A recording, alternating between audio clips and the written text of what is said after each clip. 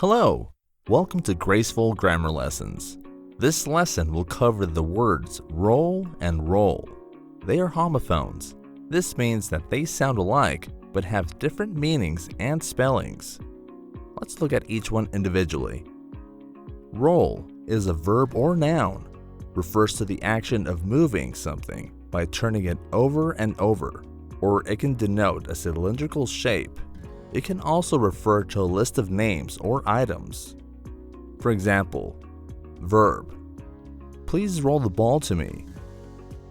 She rolled out the dough for the cookies. Noun: he made a roll of sushi for dinner.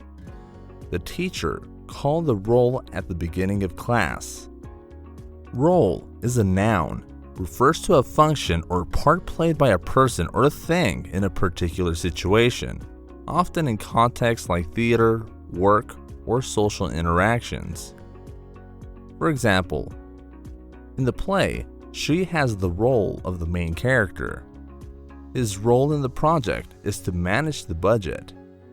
Everyone has a role to play in their community. To summarize, roll: move or shape. Think of rolling a ball or rolling dough.